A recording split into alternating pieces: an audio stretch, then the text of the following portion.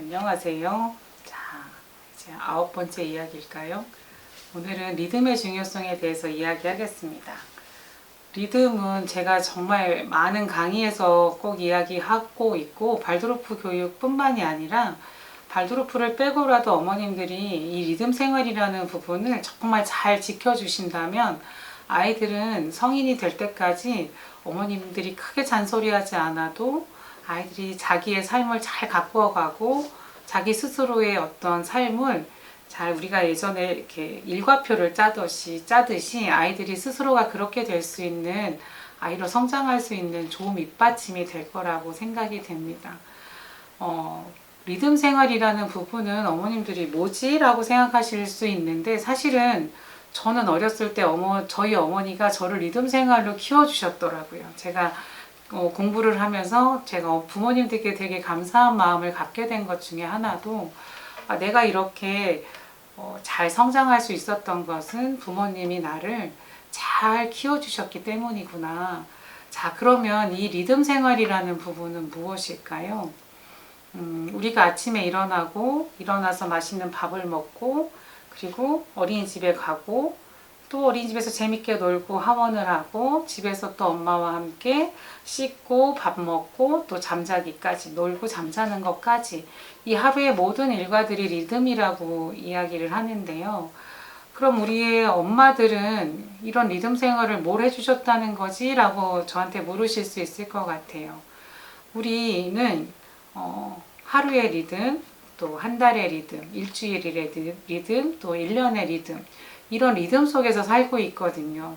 만약에 매일매일이 오늘은 일어나면 미국에 가 있고, 오늘은 일어나면 일본에 가 있고, 오늘은 일어났더니 뭐 캐나다에 가 있고, 아니면 독일에 가 있고, 이렇게 매일매일 삶이 굉장히 바쁘고 시차도 틀리고 이런 곳에서 산다고 한다면 우리의 리듬은 어떨까요?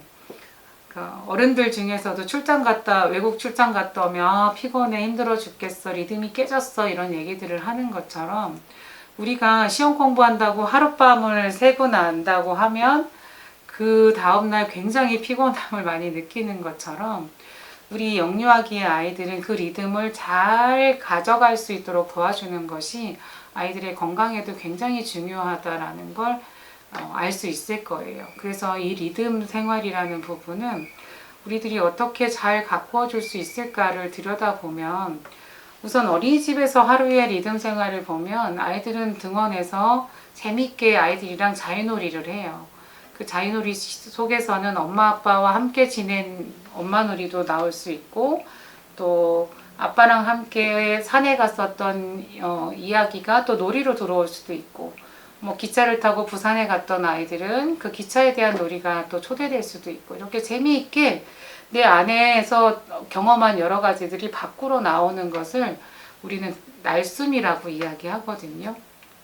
이렇게 날숨을 재미있게 하고 나서는 우리가 계속 날숨을 할 수는 없어요.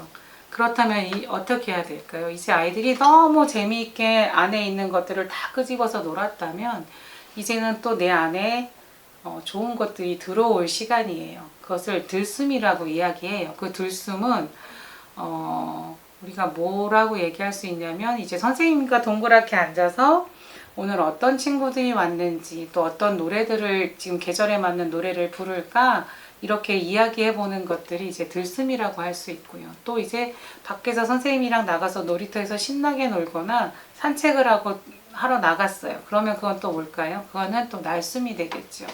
그리고 또 선생님이랑 들어와서 맛있는 점심을 먹는 것은 또 밖에 있는 세상의 것들이 나에게 들어오기 때문에 들숨이라고 해요. 그래서 이것들이, 들숨과 날숨이 조화롭게 리듬을 타면서 가야지, 날숨, 들숨, 날숨, 들숨, 이렇게 조화롭지 않게 간다고 한다면 아이들은 굉장히 피곤하고 힘든 삶을 살 수밖에 없을 거예요. 그래서 부모님들은 이런 리듬 생활을 정말 잘 아이들이 몸에 뵐 수 있도록 그렇게 지도해 주시면 좋고, 이 리듬이 아이들이 다음에 무엇을 할 차례구나 라는 걸 알아차릴 때에는 아이들은 굉장히 편안한 안정감을 갖게 돼요. 그런데 다음에 무엇을 할지 모르게 되면 아이들은 우왕좌왕하고 불안해할 수 있는 부분이 크거든요.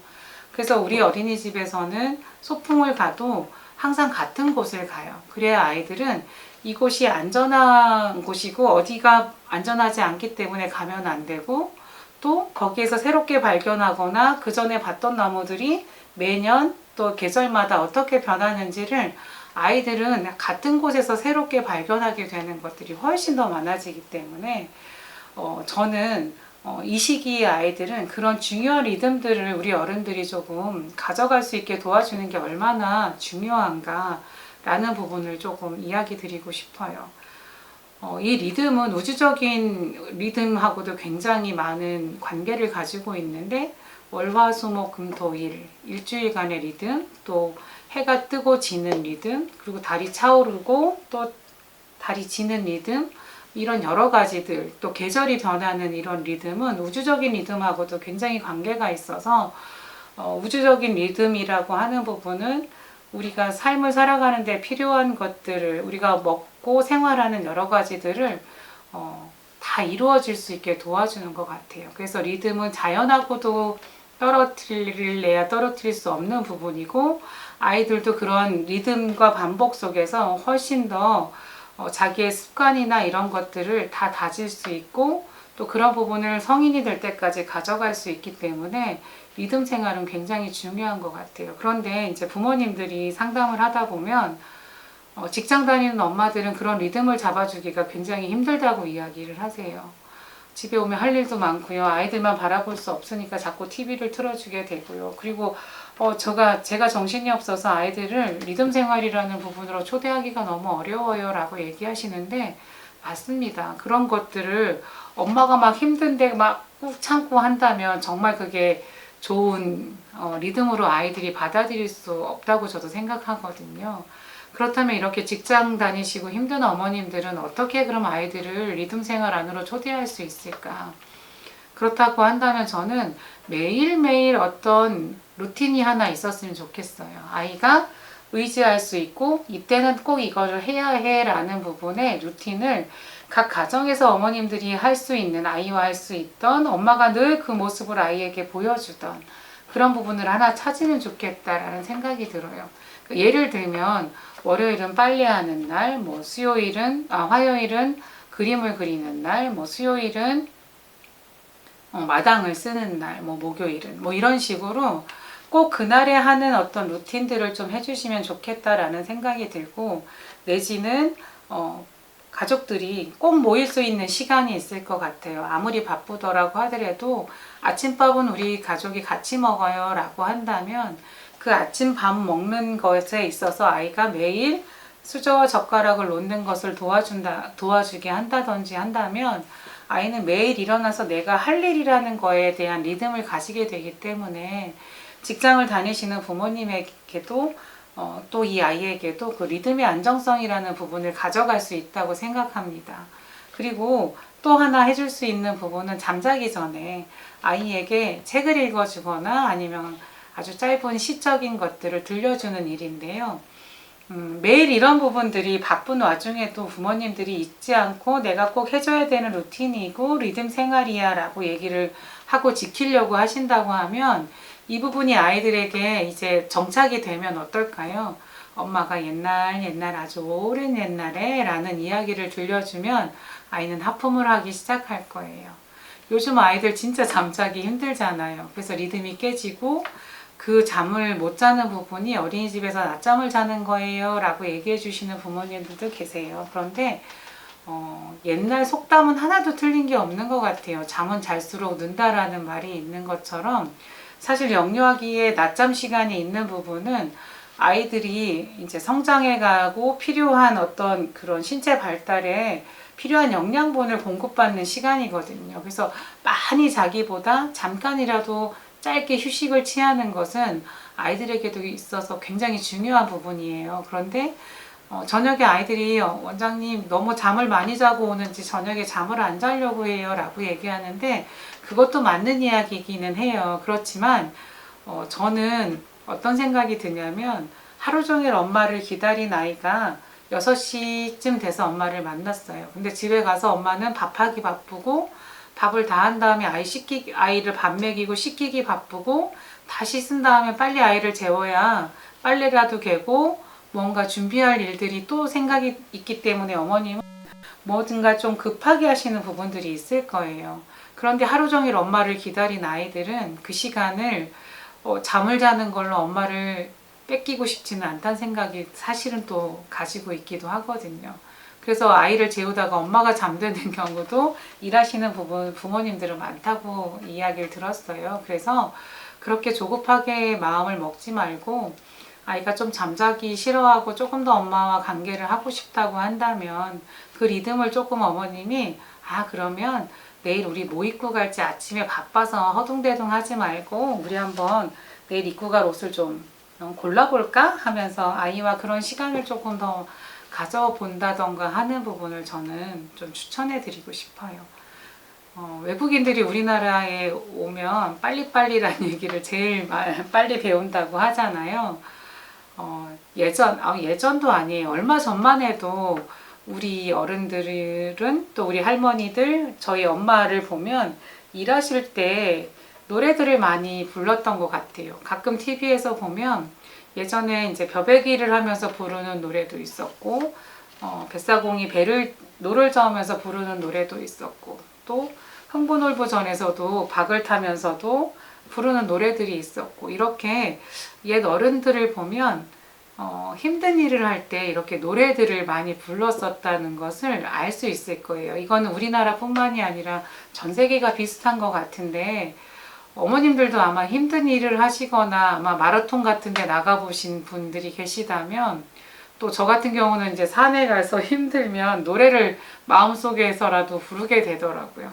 이렇게 우리가 노래를 부르거나 하는 부분들은 리듬이 있고 또 힘든 부분을 좀 잊어버리게 하는 그런 힘이 이 음악이나 리듬에 들어있는 것 같아요. 그래서 옛 어른들은 그런 힘든 일을 하실 때 그렇게 노래들을 부르지 않았을까라는 생각이 드는데, 요즘의 아이들은 그런 리듬들을 경험할 수 있는 시간들이 참 없는 것 같아요.